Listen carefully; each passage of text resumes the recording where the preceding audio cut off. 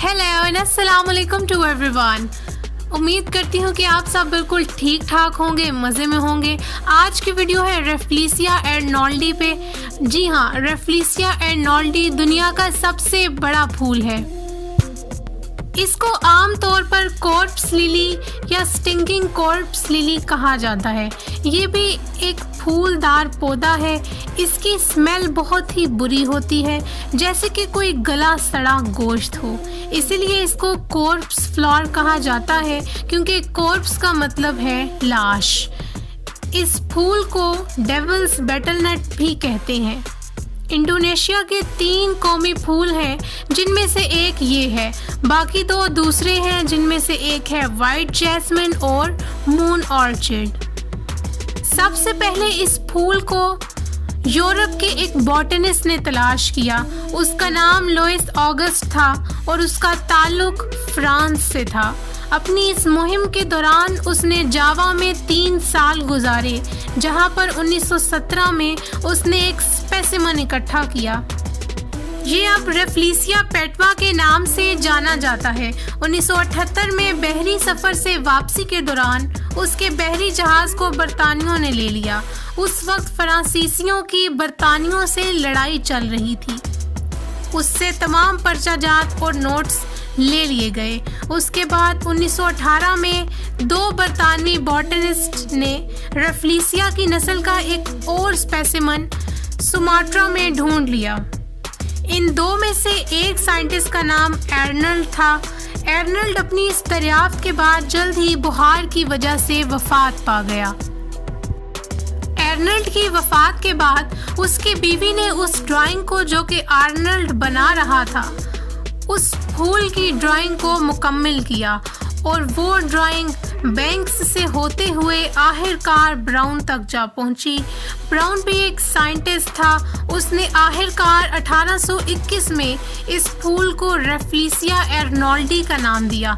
रेफ्लिसिया Arnold की wife यानी उसका नाम लेडी रेफल्स था और अर्नोल्डी उस बंदे का अपना नाम था, इसलिए इस फूल का नाम पड़ गया रेफ्लिसिया अर्नोल्डी और ये दुनिया का सबसे बड़ा फूल माना जाता है। ये फूल 3.3 फुट तक होता है। ये फूल बंद गोभी की तरह के बड़े बड़े मरून या मरजंडा बर्ड्स से निकलता है। ये 30 सेंटीमीटर तक चौड़ा होता है। इस पौधे के कोई पत्ते, तना और जड़ नहीं होते। अभी तक इसको एक वेस्कुलर प्लांट ही समझा जाता है और चूंकि इसके पत्ते ही नहीं तो इसमें क्लोरोफिल भी नहीं होता। ये एक खास किस्म की बेलों पर एक पैरासाइट की तरह जिंदगी गुजारता है और ये बाहर नज़र भी तभी आता है जब इसने रिप्रोड्यूस करना हो।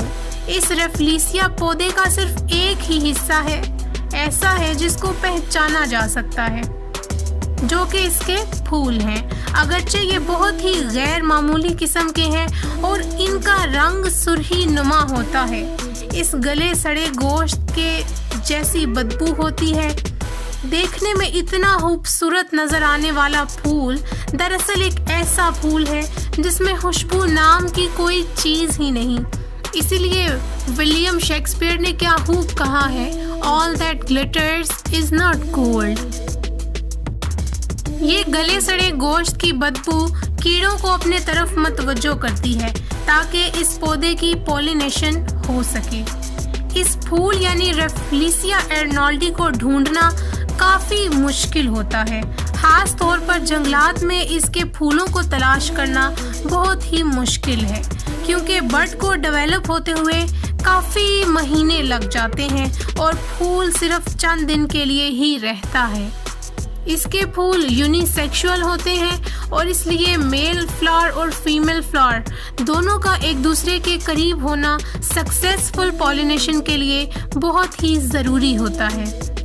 जब इसने रिप्रोड्यूस करना होता है तो अपने होस्ट के स्टेम या रूट के बाहर एक छोटा सा बड बनता है।